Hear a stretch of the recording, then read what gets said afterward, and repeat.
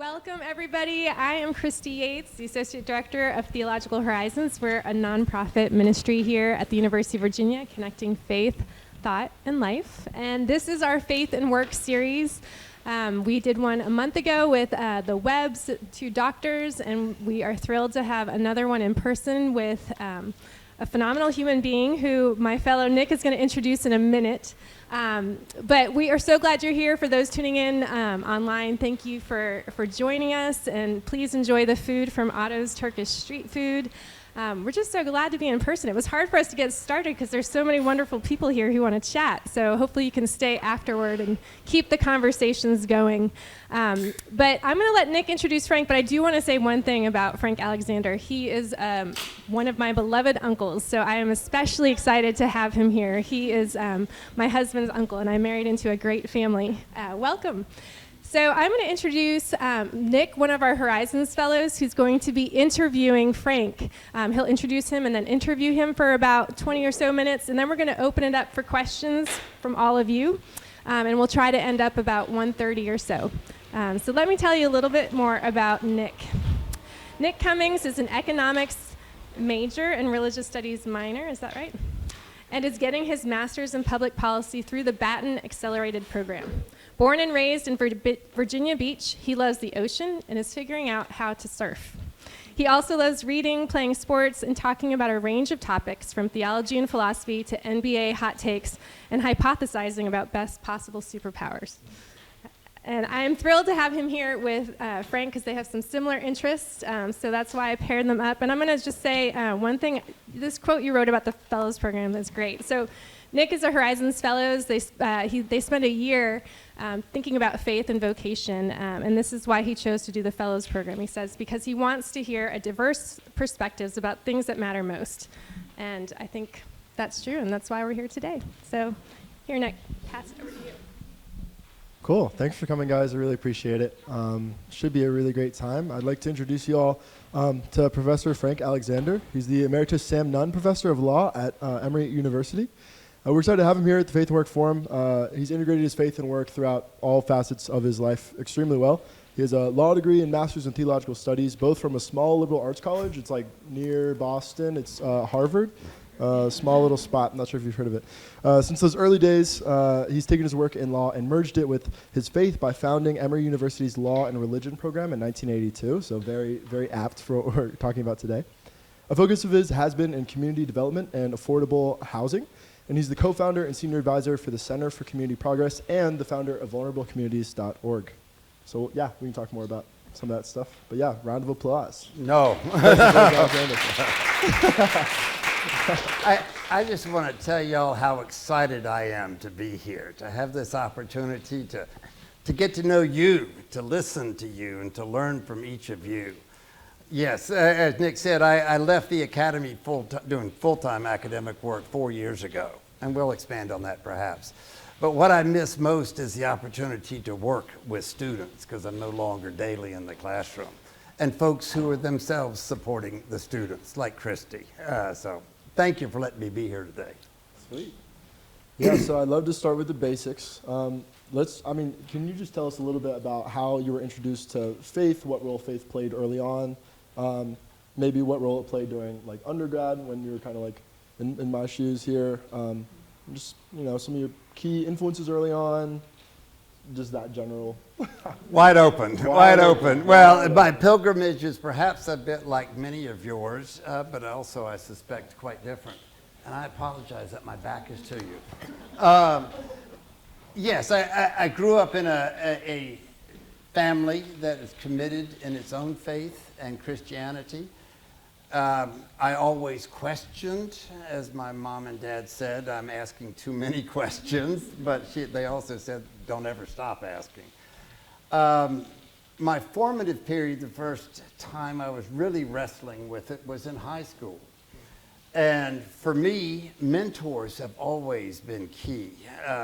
And in high school, I found myself in the midst of a tough moral and ethical dilemma, which was entirely of my own making. I had messed up. And I went to a friend, a mentor, who was a chaplain at this school.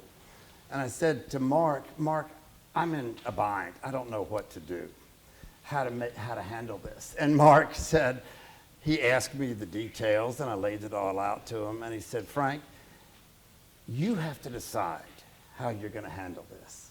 You have to take your stand based upon the grounding of your faith, not based upon what anybody else is going to think, but take your own stand.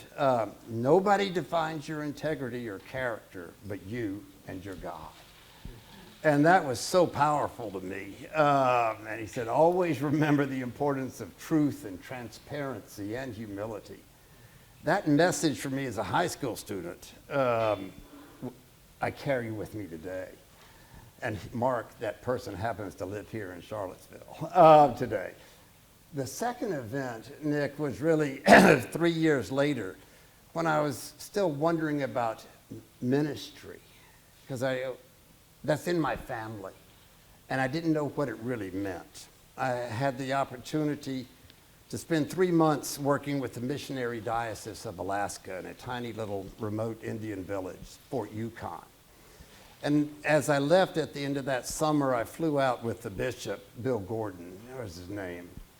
And I said, Bishop Gordon, how do I decide about ordination, seeking ordination, or ministry? And Bishop Gordon said to me, he said, Frank, you're making a fundamental mistake. You as a believer are called to ministry. Ordination is only for a few people. Ministry is for all believers. And that was the first time I'd heard that difference. Now, I still pushed back. It was 4 years, 5 years later, I couldn't make up my mind about going to divinity school or law school, because I really wanted to study theology. There's so many things I did not understand and still do not understand.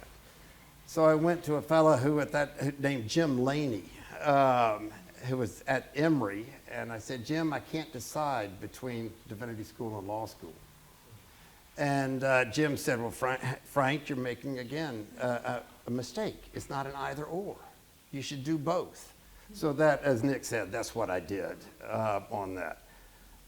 Our middle son, who is only one of our three sons who went to this school in Charlottesville, but he, in a public address, he was sharing his own vocational, and he described himself as a late bloomer, just like his father.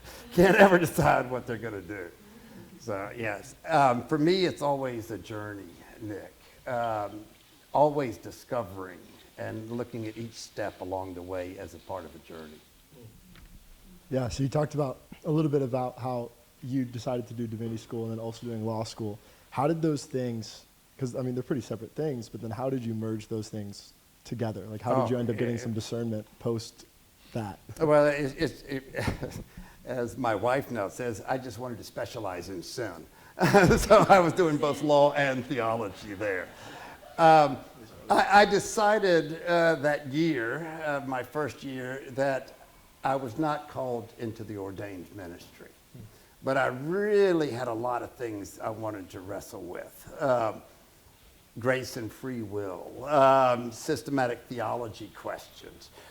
I viewed law school more as a means of expressing a ministry.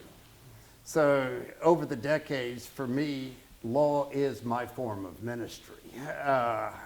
Not that they're separate, but indeed they're very much together. As I was sharing with Christy just before today's session, back in '76, I caused trouble and helped create a symposium that was entitled Symposium on Theology and Law, the Responsibilities of Vocation. And that was an opportunity for me to learn from some really great folks in Cambridge, in that school, in '76. That's exciting. And then how did you go from the academic to the, like, when it actually, feet hit the ground, you start doing law, you start practicing law. How did you start to take that interest of ministry, and how did you actually start involving that into what you were doing in law? My passion has always been to serve. And the question really is, for me, always been, who am I serving? how am I serving and what am I serving? Yeah, I practiced law full time for 4 years, 5 years to learn how to practice law. I never thought I'd go into the academy. I'm one of those people, I create plans as to what I think I'm going to do in life, and I know that in hindsight now, God's just laughing as I create my plans, because God always changes it.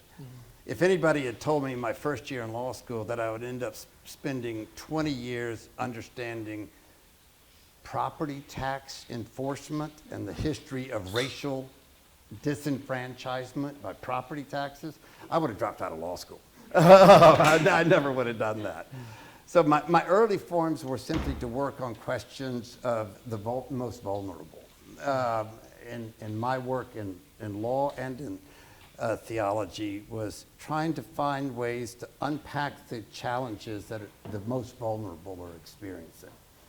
Initially, that was working with housing for folks at the beginning of AIDS crisis, and then housing for the adult mentally ill, and then low-income housing and affordable housing more generally. So yeah, I was teaching and practicing real estate and real estate finance, but my motivation was always to work with those who have the least and are the most vulnerable. Yeah, that makes sense. One of the ways I was in some of my preparation for this, looking at East Lake Meadows, the Law and Religion Program, Center for Community Progress, vulnerable communities, all these different things. Can you touch on maybe just an experience from, let's say, just East Lake Meadows, like of an instance where you encountered people like on the ground, on the field, where you felt like, oh, this is like where my calling or vocation like is satisfied. Like this is what I'm supposed to be doing. Something that was formative. Yeah, I'd be happy to, Nick. But a context for that question is really, who has taught me theology and faith the most? And I've discovered over the decades that the people I learned the most from in terms of faith and theology, yes, my family and Christy Yates, but it is the people who are the least like me that opened my mind, my heart, more than anybody else. It was a Native American Episcopal minister in Chalkitsik, Alaska, who taught me this. I had the opportunity in high school to spend a summer doing construction work on my knees with an African American impoverished individual with no education. But every day we were on our knees digging. And I learned more from him about faith and life than just about anybody else. In East Lake Meadows, he's referring to what used to be a public housing project in Atlanta.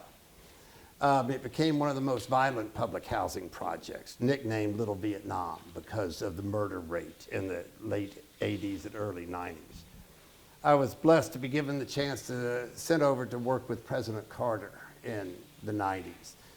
And President Carter asked me then to work with the residents of this housing project. And so for the next 5 years, I was their attorney in the redevelopment of the housing project in the run-up to the Olympics in Atlanta. But I learned more from Eva Davis, hanging out every night with the residents there, mostly women who lived in that housing project, whose children had been killed in the housing project, as it was then ultimately demolished and rebuilt. I mean, there's another story. Ken Burns and his family just did a documentary on East Lake Meadows, if you wanted to see that. But yeah, that was, for me, an opportunity to listen to the residents every night, to learn from them, and then to find ways to serve. As a white boy of privilege, I learned late in my life that I can't go in with what I think are answers or solutions. I have to listen and learn from the residents, as I did in the Meadows. And that, to the second part of your question, that's what led me over the decades to focus on the problem of vacant and abandoned properties in the United States, which impose significant costs on communities, on neighborhoods, economic costs, social costs, health costs, education. and with the goal of finding ways to take those vacant abandoned properties and put them back into productive use, whether for affordable housing or for urban gardens or parks, with the focus on the most vulnerable. And that's what I still do with my newest initiatives. Yeah.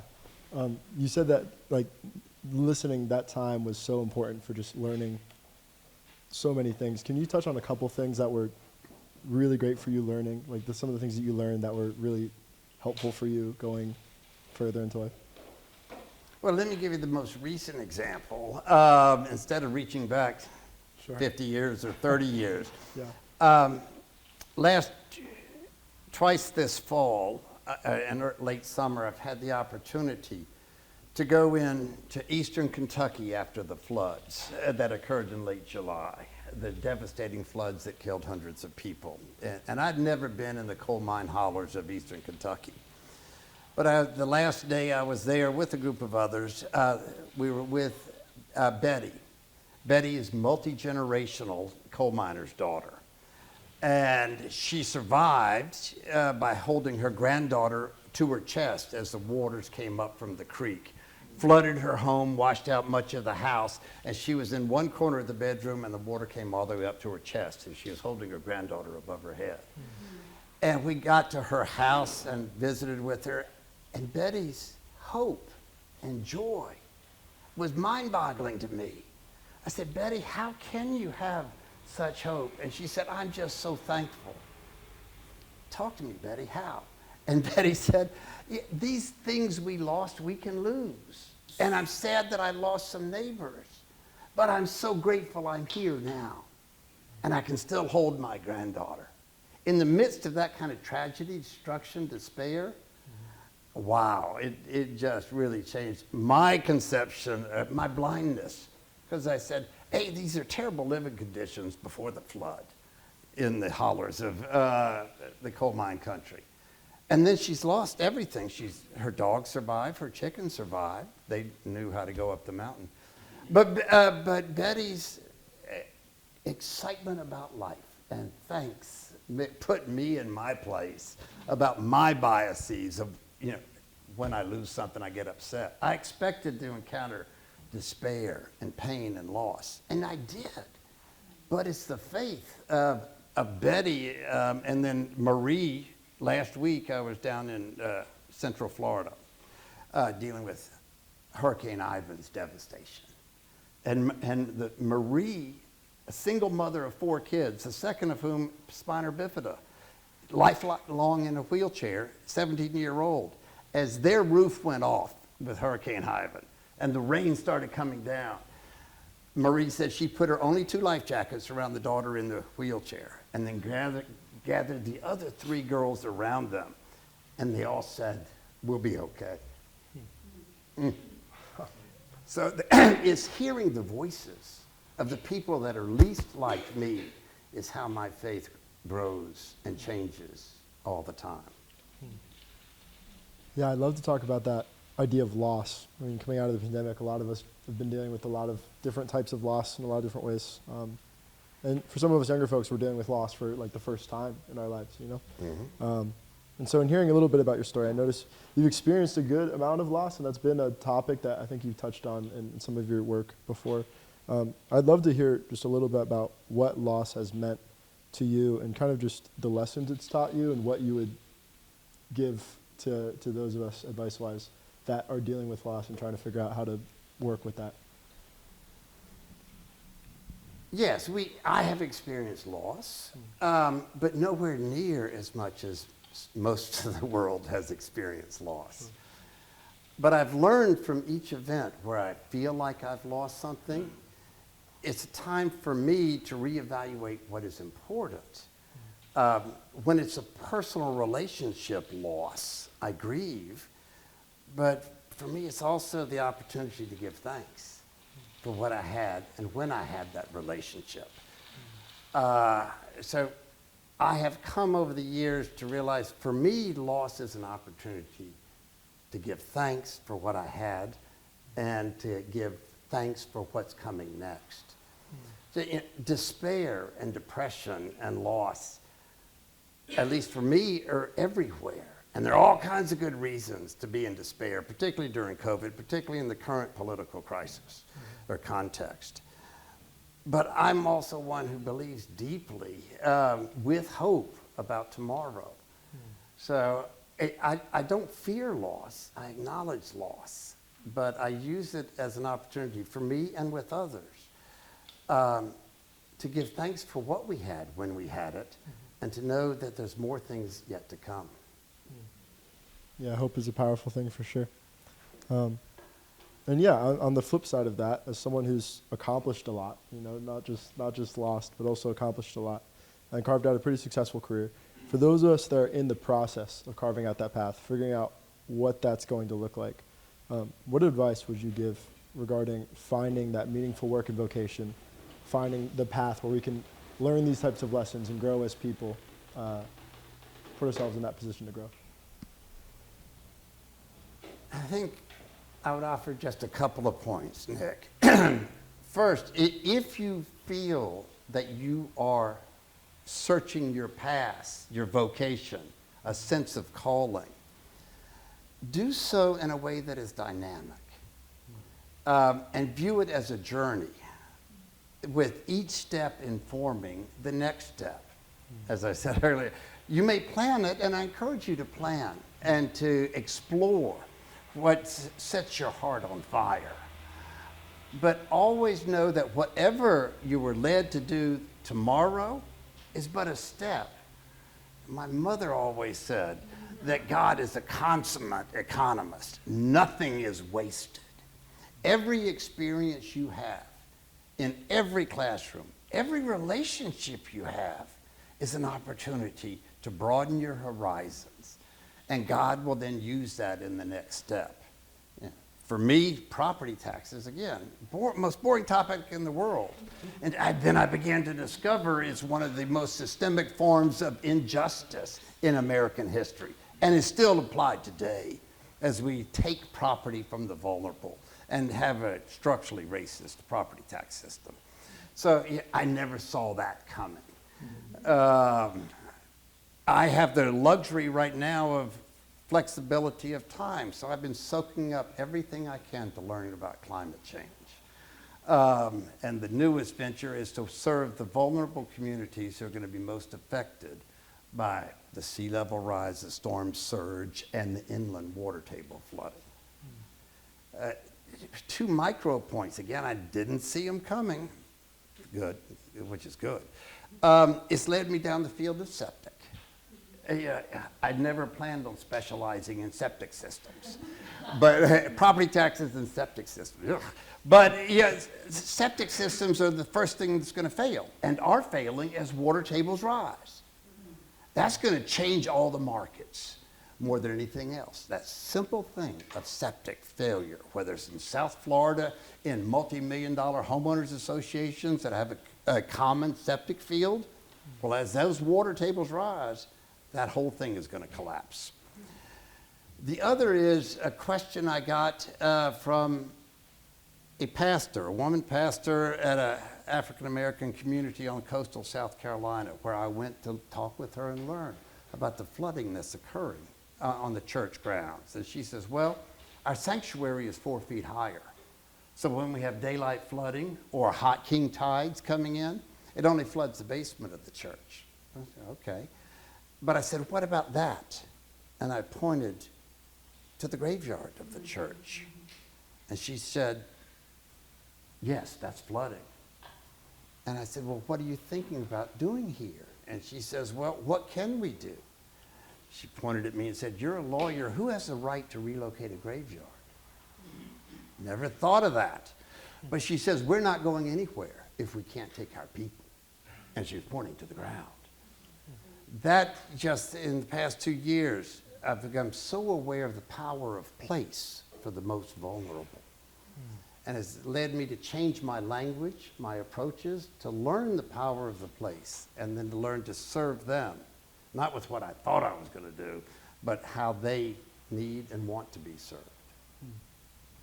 Yeah, it seems that your burden is like very heavily on vulnerable communities. And Well, that's my passion right. now. It's the Yeah. passion. It's the thing that, just weighs heavily on your heart. Something that you're working towards. How do we go about finding that passion for ourselves? Finding that thing that burdens us that we want to work in to benefit the world around us. Well, I think it's a process of listening to others and then listening to yourself. What really strikes a chord in your heart? Now, if I'm using theological language, I think that's when God's speaking to you. That you feel something and hear something in your relationship with others. That begins to define at least a possible path for you. That middle son, the UVA graduate, who was the late bloomer like his father, he decided that his passion, as he went through education, was to work with childhood leukemia. And I said, Thomas, how can you do that? Because so many of your patients are dying. And he said, Dad, that's why I'm doing it. To be with a child and the older siblings of the child and the parents of the child is one of the most passionate, intense experiences. And he says that's what gets them up every morning. So discover what are your own passionate, intensive experiences and listen to them. And know it may be in incredibly different disciplines. So don't be afraid at all to play with different disciplines, knowing that each thing you learn, God's going to use in the next step of your life. That's awesome. Cool. Well, we're going to open it up for questions. I'll be the microphone, but thank you, Nick and Frank. We're going to keep the conversation going. So any questions? Yeah, Andrew. Thank you. This was really thought-provoking. As it happens, I'm a tax lawyer who thinks a lot about property taxes. Oh, congratulations! The most boring thing, not to us. So my question is about how you think about, I guess I'd ask you to just talk a little bit more about your growing appreciation of the sense of place and how you think about affordable housing models. So my familiarity with that literature is more from sort of like government program, technocratic perspective, and there's different models, experimented with for providing affordable housing. You have sort of public housing projects, you have vouchers that allow people to move. And so there are some values that are widely held just about getting people in safe homes, maybe with good schools and low crime and that kind of thing. But I was wondering if there are sort of distinctively, any sort of distinctive Christian perspective you have on the provision of affordable housing that that maybe I might not be aware of. Anything that sort of colors the way you think about that. Two responses, very different responses I will share with you. Yes, there's a multitude of approaches to the provision of safe, decent, and affordable housing, which has been a U.S. goal since immediate World War II Housing Act, that every person should have safe, decent, and affordable housing. And we've experimented with a lot of different ways, whether it's large-scale public housing or, since the 90s, the transformation into mixed-income, scattered site supported public housing. I also think what we've learned from the range of habitat housing models are incredibly helpful. More recently, I've been involved in community land trusts as permanent affordable housing. So I think each one has strengths and weaknesses. I think the most important thing is to realize the significance of safe, decent, and affordable housing, period. For families that do not have it. Early in my passion, I was working primarily in homeless shelters and looking at transitional housing and then special needs housing and affordable housing. But if you have no place to sleep at night, everything else becomes a little insignificant, relatively speaking, particularly for young children and single parents that don't have any place, but their car, if they're lucky, to sleep in. So I think as a culture, we need to constantly reclaim the importance of the role of housing and for individuals, for families, and for our lives together. and always experiment and try and do it better in this city next year or that city. And I've also learned the hard way that no two communities are alike. Socioeconomic characteristics, property taxes, the capacity for community development corporation activities. But I want to respond also, just so you're clear where I'm coming from, that my motivations are entirely, I think, a response to God's call, to the antecedent grace of God. I do not use Christian as an adjective. I use it as a self-description, and that's it. So I don't think there's a Christian way that's better than a non-Christian way. So for me, I'm happy to claim my faith and my identity as one who follows the gospel. But as I work in communities, I'm just as comfortable working with other faith communities. The Christian community is sufficiently broad that I can't even put my brain around the range of Christian beliefs. But that's not why I'm doing it. I'm trying to live my life and work and learn how I can serve and respond to the call. So that's a nomenclature issue, but it's also an underlying substantive issue. That when I go into, I'm just as happy walking into an African American AME church or an independent church.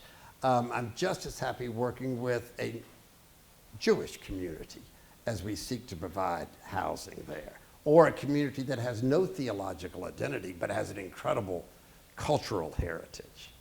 You know, again, the Gullah Geechee community has plenty of overlay with forms of Christianity, but what binds them together is who they are as a people. And that's where I try to work and learn. But that's an elusive answer to your question. Feel free to push back. Well, I don't want to jump the queue.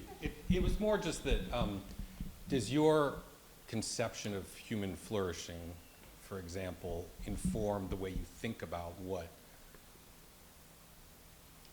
how communities should be structured, yes, how houses yes, should be built? So my own experience, for example, was reviewing the literature on the relative failure of the Moving to Opportunity program and giving people vouchers to move to other places. And one of the things that I think struck me about the program evaluation is a pretty narrow perspective on the things that people valued and were important to them and were good to them, and what was lost when they got up and moved, or didn't move as the case was, to another place. Yes. And they were just sort of blinders when you don't have, depending on your perspective on what people value and your understanding of what causes them to flourish, you're going to take that into account or not when creating sort of affordable housing type programs. I don't know if that makes sense. No, I hear it and I agree with it.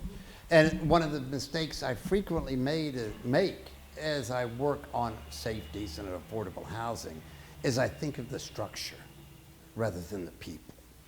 And as I'm working with neighborhoods that are being displaced for whatever reasons, I think about the structures that they can go into as alternatives.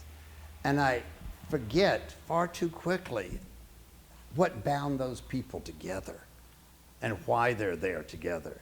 So I forget, I'm blinded to the culture, the history, and the power of place as I work with the community to explore other opportunities. And yes, Eastlake Meadows is a perfect example. I had 5,000 residents when I started working there in that housing project. At the end of the day, 5 years later, there were 30 of the 5,000 still lived there. They had all been displaced, scattered. And they lost the opportunity that they had, the really things that they rejoiced in. Now, I'm not saying that we should have left them in the terrible housing conditions we were in, but we didn't pay enough attention to the relationships between the individuals. And that's been, for me, a transformative change. And why, when I go wherever I am allowed to go, the first thing I want to do is listen and learn. And then we will play with property tax foreclosure strategies and stuff like that.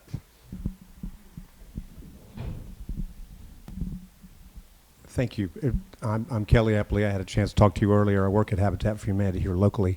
Um, I really appreciate the arc of justice in your career, connected to land ownership, community building. As we move more into an open discussion on a subject called reparations, I see you've been doing this all along. I mean, technically your life has been about redemption, it would seem. And I'm wondering, can you give us a little primer on how we start to talk about that as larger society starts to talk about in terms of reparation? How do we address the injustices of our history? Wow. I don't pretend to have the answers, Kelly, there. I know that I want to hear the cries first, the claims for the pain of the subcultures, the African American, the Native American, whomever, that have been so unjustly treated by our American society. But then I also reframe the question. I don't use the term reparations because I think that has already become so quickly loaded. I understand the importance of it, but I think I try to pivot and talk about the importance of justice now. And if we focus on justice and injustice now, we are inherently going to be dealing with the implications of the past 2 centuries. And so for me, it's framing it not to deny the importance of the concept of reparations, but instead, let's talk about what we're doing now that can address the inequalities we're facing today in this country and even more so internationally. Yeah, I happen, Kelly, to be much more passionate about justice and equality than I am individualism and liberty and autonomy. But that's because I'm a white boy of privilege. I've always had liberty, autonomy, and those things. But where I need to learn is the forms of injustice today. And that's why, Nick, I use the term vulnerability all the time. Not as a description of others, but really as a description of me. I learn about my own vulnerability, my own blindness, by living with those who are in other situations there. Off the wall point I would make, particularly the students here, is be aware of your own blindness, of how narrow your vision is, how narrow your perception is. For me, life has always been trying to be a little less blind. Though yes, genetically I'm colorblind and I can't fix that, and I can hardly see without my contact lenses. I mean, culturally, socially, theologically blind. The example I frequently use is your perception. How good is your perception? What is the one thing you see more than anything else in your entire life? How would you answer that question? What is the one thing you see more than anything else in your entire life? Answer? The tip of your nose. The tip of your nose is always in your field of vision.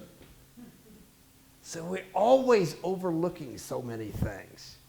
And that's what I just love about life, is a constant discovery. I've learned not to view it as an end, but a journey that is an opportunity every day to discover new things. Yeah, I can't discover new colors, except my wife is always telling me I don't see colors. She's right. But every day, every relationship is an opportunity to broaden my horizons and reveal how narrow my theology is, because it's from my perspective.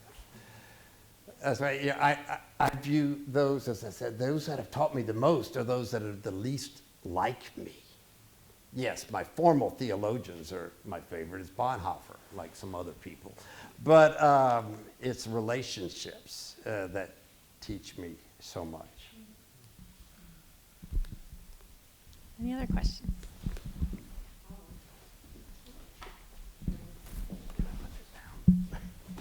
Hi, thank you for being here today. This was wonderful. And it's good to have this discussion among friends and new faces.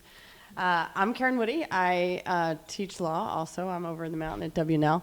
And I also went to divinity school and overlapped with Christy before I went to law school. And when I got that question often of what's the difference, I used to say, we're actually doing the exact same thing. It's just a matter of which text we decide is sacred. Amen. Yes.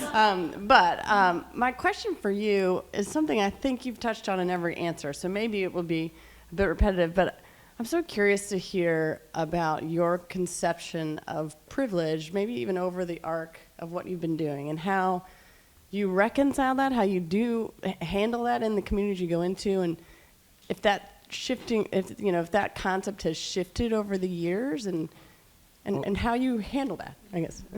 Well, at the meta level, Karen, thank you. The short answer is my blindness to my own privilege is part of what I'm constantly trying to shed by broadening my horizons and realizing how my life, as blessed as it has been, is just a very narrow, tiny slice. And every time I encounter someone, for years at the Law and Religion program at Emory, one of my closest friends has been Abdullahi al-Naim, one of the foremost Islamic scholars. And we've then developed instinct. He taught me right away to open each day and each encounter with him with Assalamu alaikum and wa alaikum salam. And then we'd have a little conversation praising God together in that sense. So yeah, it's being a white boy of privilege. Yeah, there are events, as Christy knows. I caused trouble back in my undergraduate days and went to jail and was sprayed with mace in jail. That was an awakening for me, being the white boy in the cell. But boy, it was a powerful awakening for me. I know I've got to constantly wrestle with the narrowness of my perspective as I attempt to love the other in hopes that they will teach me. So that's how I come at it. Is that responsive to your question?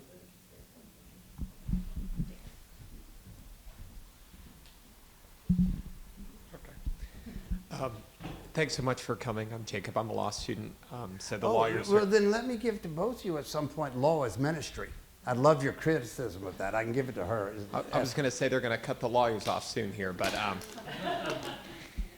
thanks so much for coming. Just a question about having worked in law and religion for your whole career. At a time when fewer Americans than ever identify as religious, but religious understandings of morals, decisions at the legal scale are more in the spotlight than ever, it feels like. How has the intersection of law and faith and society changed through your career, and where do you think it goes from here? It's a ringer, I know. It is, but let me point out that the first half of your question, you used the phrase law and religion, and you ascribed that to me with some accuracy. And then you shifted to the language of law and faith. And I do not view those things as synonymous. When I went to Emory in '81 to start that gig, I called it the Law and Theology program, not the Law and Religion program. This is partially Bonhoeffer's religionless Christianity. And I am not a scholar or into the field of law and religion. I am much more into law and law and theology, and learning how we respond using my language, the gifts that we have been given. For me, it happens to be in the form of the incarnation, crucifixion, and resurrection. But the gifts we have all been given to understand our response to the antecedent grace of God. So I prefer when we're having discussions of law and theology, or if it's law and religion, I lose interest. But if it's law and theology or law and moral philosophy, and this, I don't teach First Amendment stuff. I'm into the law and theology as moral philosophy, in which we search for the ground of our being, how law influences that, oppresses it, changes it. and then how we as people, now your final phrasing, as faith, how we bring our faith into our lives. It's not just law, it's also medicine and everything else. It's teaching, anything, any relationship. So that is where I shift the conversation. But it's because I'm ignorant about, choose to be ignorant, willful ignorance about the history of church-state relations. I just don't have an interest in that. I have huge interest in how we live our faith and how law is one form of interfacing with our faith. Yeah.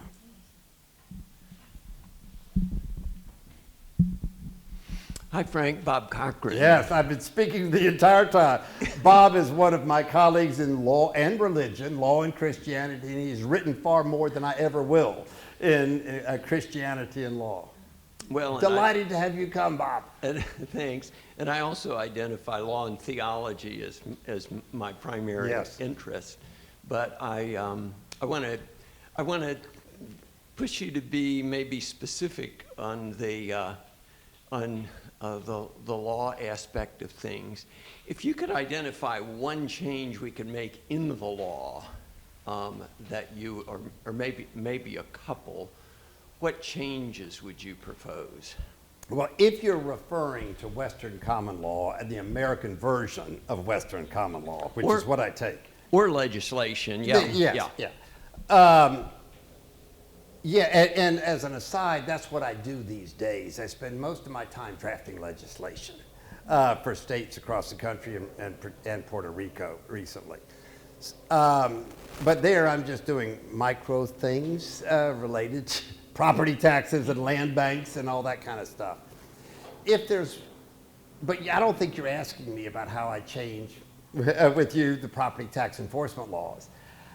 What, to me, I grieve that we have lost sight in American law of some of the fundamental assumptions of the common good. In today's culture, we don't talk the common good, the general welfare anymore.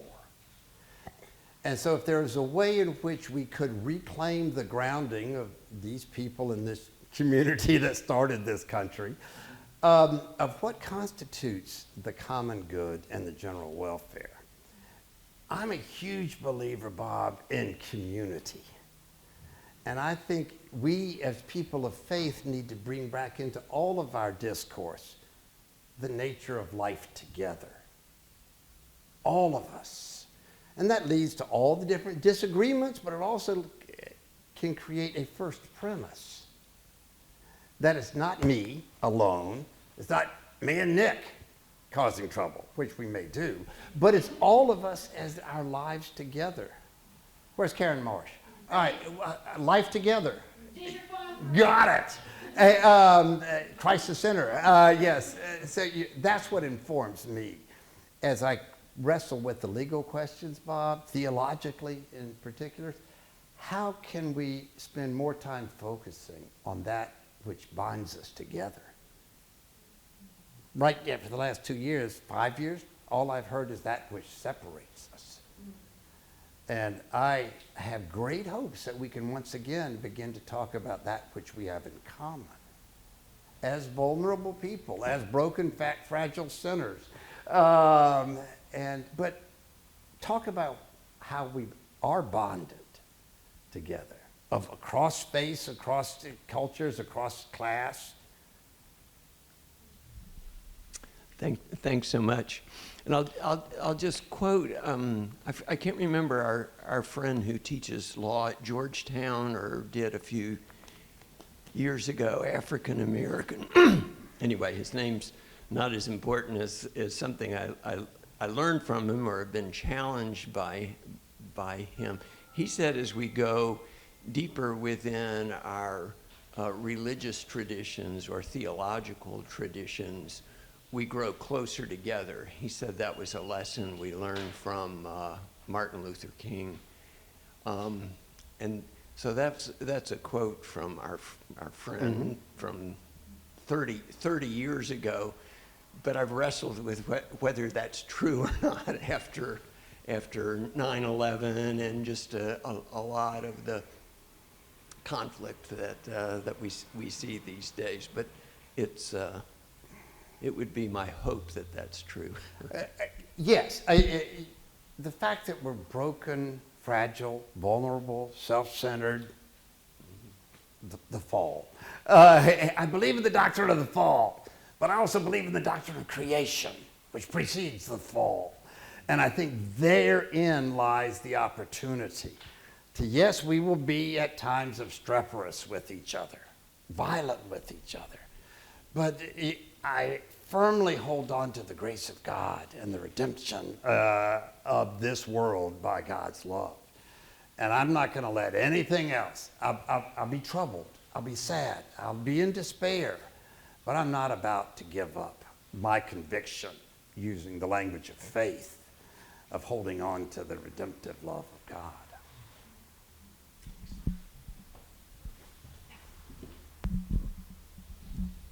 Good afternoon. My name's Marty Johnson. You started your discussion, or part of it, talking about the importance of relationship. And I'm curious, as other than pushing people into a relationship with others that they may not know well, how would you try to usher our policymakers today out of blindness or even indifference towards some of these important issues that we've talked about today? Well, my plea, and all I can do is enter a plea, that policymakers across the entire board listen rather than proclaim. Today we're in a culture where so many simply assert but don't listen. I think one of the ways I learn the most is by going, as I said, to places where I'm not comfortable and listening and hearing there. So if our policymakers could listen to more voices and be willing genuinely to listen, and then try to share back what they think they have heard, so that the people they're listening to can say it again and correct those understandings. That is a sort of the vocational style that I wish we could get back into there. And for me, the thing that informs, or I hope will inform all the policymakers, are voices. And that we, our policymakers, can listen to the voices across a very broad range. And know that anytime you hear one voice, there's likely to be a different voice. But therein, if we can start listening to folks, we may be able to make more rational, just decisions. I want to tag on to that, Uncle Frank. Where in your long career, where have you seen that happen? Where have you seen policymakers listen? I know you've worked on lots of different legislations, and I'd love to hear maybe a little hopeful story of where you've seen the kingdom of God break through and justice happen. Well, you're asking for a macro powerful symbol, and I have to say to you, sweet Christy, that it occurs more often in the micro. Yeah. In the person you encounter that day on that street, or for me, unfortunately, too often sitting in the airport. I learn from every student. I hope to learn from every relationship. If you're asking me specific examples of when I draft legislation and I testify on legislation in Georgia or Nebraska or wherever I'm doing it, what I do is try and make it as simple and as clear why this is important. And I try to use language which is as devoid of rhetoric as possible, except my own rhetoric. Tax foreclosure, abandoned properties. I talk about the cost this is imposing on the entire community. Why do we tolerate vacant abandoned properties? Well, I think it's the nature of human nature, but also capitalist society. We have something, we use it, abuse it, and walk away from it.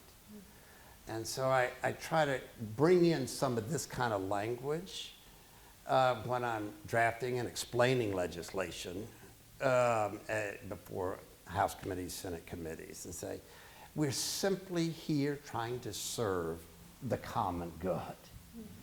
That these vacant and abandoned properties are hurting all of us.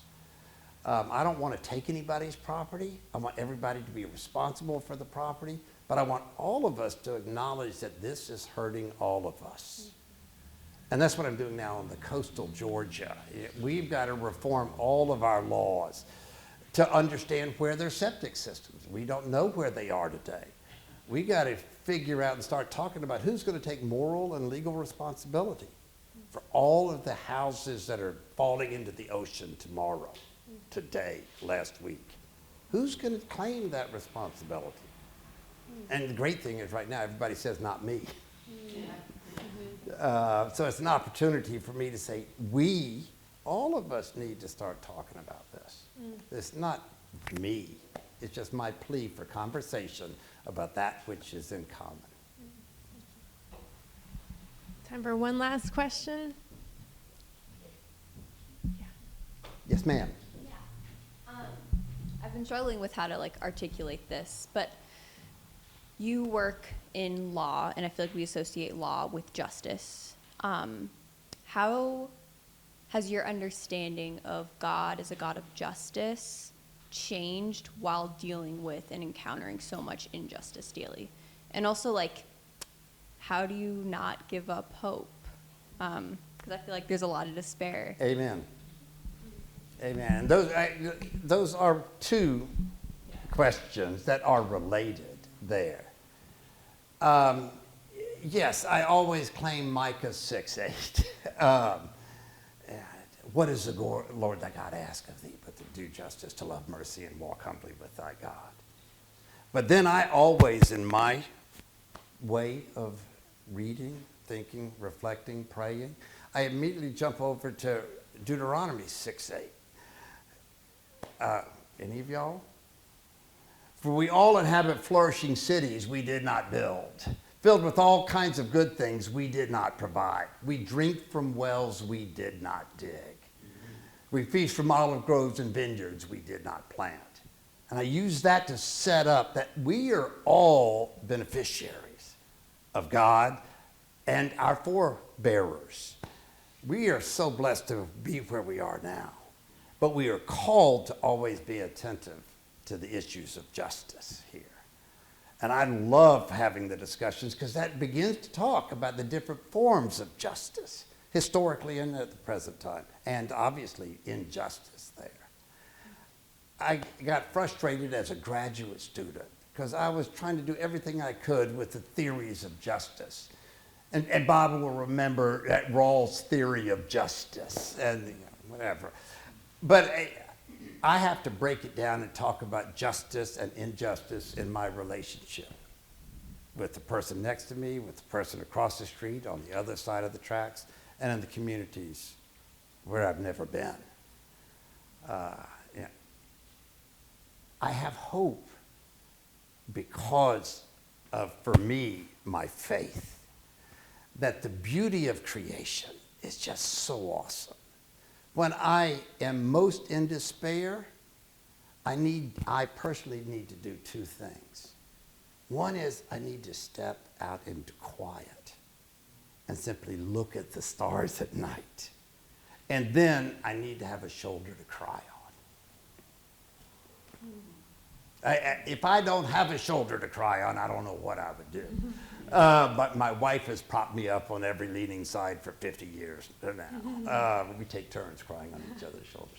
I know I can't get through day-to-day life, year to year, without, and this is a loss issue, without having the shoulders of others to lean on. And I view that as a gift from God every day. Thank you so much. Thank you, Frank Alexander. Yeah. I brought, as a present, my thank you to y'all, something that I've always had on my wall. When I am puzzled about my journey or what I'm doing here, y'all pass them around. This is a passage from Luther that you will see. Here. We'll send this out. Yeah, I don't know if I have enough copies. But this is a passage which reminds me of the dynamic nature of our life and our journey together. That it's nothing is an end in itself. It's a process. And everything is an opportunity for rediscovering God's grace in every relationship and in every encounter. So that's just something for you to think of. Should we read it out loud? Go ahead, For the people Christy. online? All right. This life, therefore, is not righteousness, but growth in righteousness. Not health, but healing. Not being, but becoming. Not rest, but exercise. We are not yet what we shall be, but we are growing toward it. The process is not yet finished, but it is going on. This is not the end, but it is the road. All does not yet gleam in glory, but all is being purified. Amen. Thank you for that. So we just wanted to let you know of a big event we've just announced that's coming up.